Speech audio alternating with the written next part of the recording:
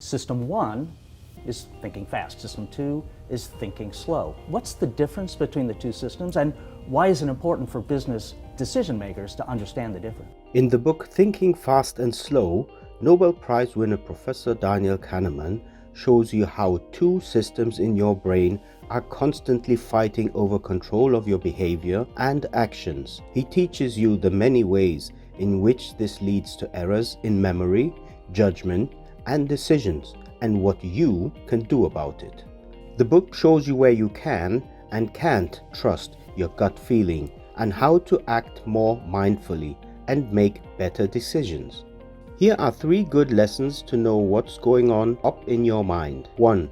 Your behavior is determined by 2 systems in your mind, one conscious and the other automatic. 2. Your brain is lazy and thus keeps you from using the full power of your intelligence. 3. When you're making decisions about money, leave your emotions at home. Want to school your brain? Let's take a field trip through the mind. Lesson 1. Your behavior is determined by 2 systems in your mind, one conscious and the other automatic. Kahneman labels the 2 systems in your mind as follows. System 1 is automatic and impulsive.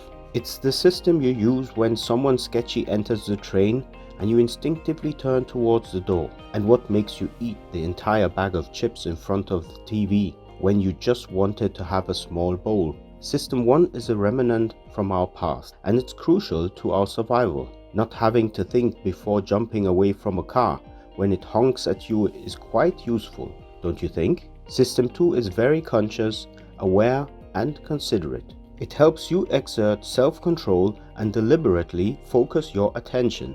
This system is at work when you're meeting a friend and trying to spot them in a huge crowd of people, as it helps you recall how they look and filter out all these other people. System 2 is one of the most recent additions to our brain and only a few thousand years old.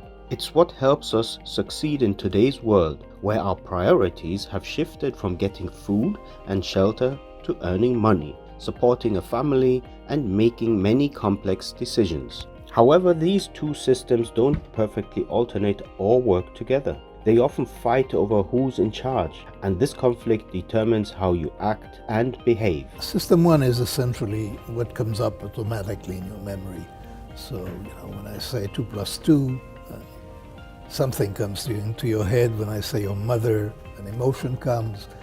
So all these things that are automatic, that's what I call System 1. And you have no control of it because it's automatic and involuntary. System 2, the slower thinking, is distinguished really not so much by the fact it's slow, although it's pretty slow, but by the fact that it's effortful and deliberate. So what you can do deliberately, you do in System 2. And you can control yourself, control your thoughts, perform complicated computations. Those things are activities of System 2.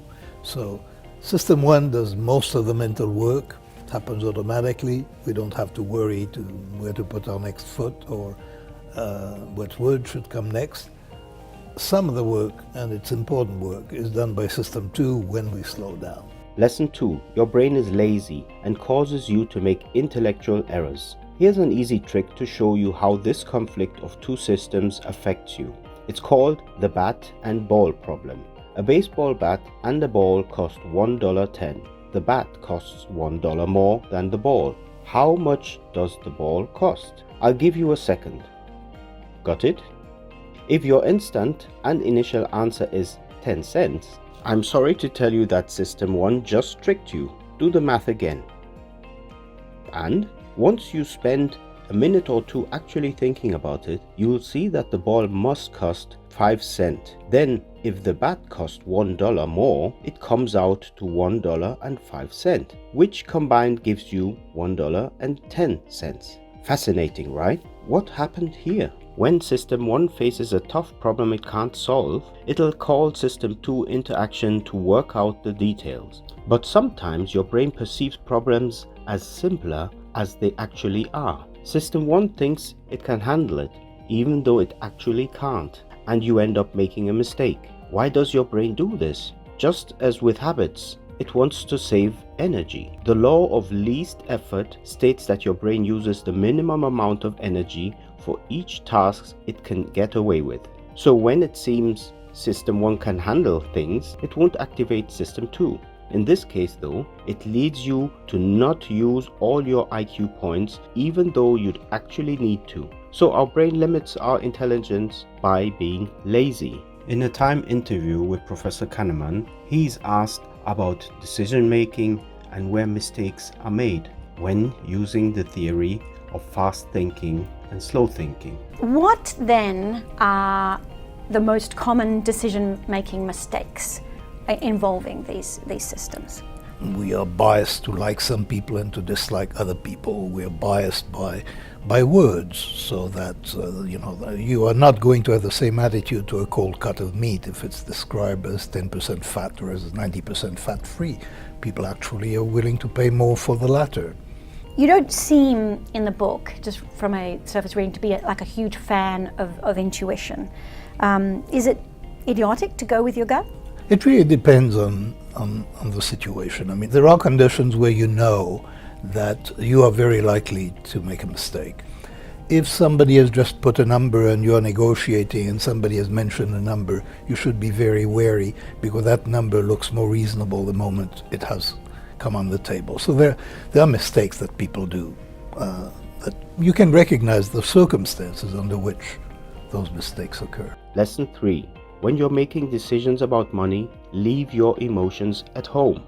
Even though Milton Friedman's research about economics built the foundation of today's work in the field, eventually we came to grips with the fact that the Homo economicus, the man or woman who only acts based on rational thinking, first introduced by John Stuart Mill, doesn't quite resemble us. Imagine these two scenarios. You are given $1,000. Then you have the choice between receiving another fixed $500 or taking a 50% gamble to win another $1,000. You're given $2,000. Then you have the choice between losing $500 fixed or taking a gamble with a 50% chance of losing another $1,000. Which choice would you make for each one? If you are like most people, you would rather take the safe $500 in scenario 1 instead of the gamble in scenario 2. Yet the odds of ending up at $1,000, $1,500 or $2,000 are the exact same in both.